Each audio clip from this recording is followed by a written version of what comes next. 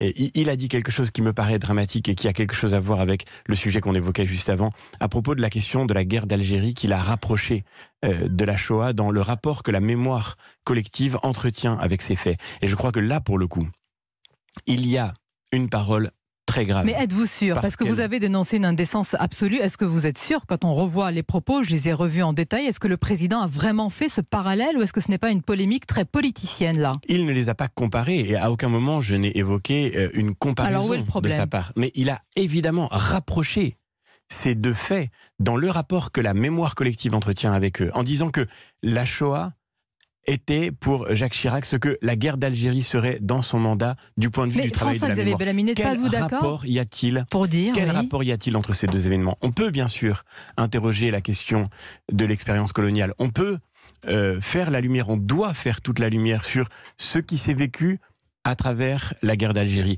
Ça n'enlève rien au fait que, et au moment où nous commémorons la libération des camps de concentration, il n'y a aucun rapport possible, aucune relation possible. Juste une fois qu'on a dit cela et tout le monde est d'accord, que craignez-vous juste s'il y a la poursuite d'un travail mémoriel sur la guerre d'Algérie? C'est pour tenter aussi de régler des problèmes actuels et contemporains en France. Le président n'a-t-il pas raison aussi de s'intéresser à ce qui se passe, à ces différentes générations aujourd'hui d'immigration? Comment peut-on imaginer régler le moindre problème en laissant entendre implicitement à des jeunes générations issues d'une immigration algérienne que la France est coupable? Et il redit ce mot, de crime contre l'humanité à l'égard de leurs parents, de leurs grands-parents. Il n'y a aucun travail à faire, la guerre d'Algérie n'est pas un impensé de la politique mémorielle de la France. Il y a bien sûr un travail mémoriel à faire. Ce travail mémoriel, d'ailleurs, disons-le, il est déjà en cours. Et le président de la République a tort lorsqu'il prétend qu'aucun travail n'a été fait sur ce sujet fondamental.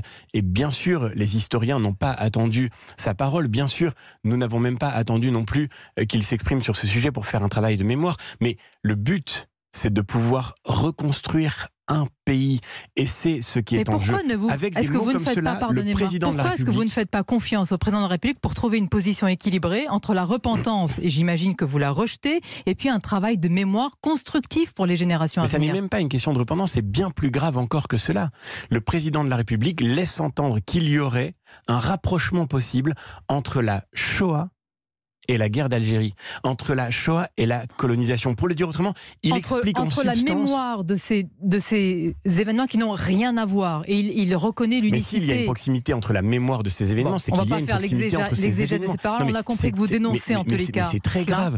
Et je le dis comme enseignant. Il y a dans notre pays des centaines de milliers de jeunes, des centaines de milliers de personnes qui grandissent en se sentant proches par leur histoire de l'Algérie et de cette mémoire. Quand vous leur expliquez qu'il y a une proximité entre la guerre d'Algérie et la Shoah, que le travail de mémoire à faire est le même, vous leur expliquez en substance, en indiquant que la France a été coupable de crimes contre l'humanité. Ce terme a été inventé pour parler de la Shoah. Ça n'est pas du tout anodin. Vous leur expliquez qu'il y a un fossé désormais infranchissable entre eux et le pays dans lequel ils grandissent. Mais vous reconnaissez que la guerre d'Algérie ne doit pas rester un impensé de la politique mémorielle de la France. Je vais vous ramener, ça ne veut pas dire qu'il faille créer ce fossé définitif.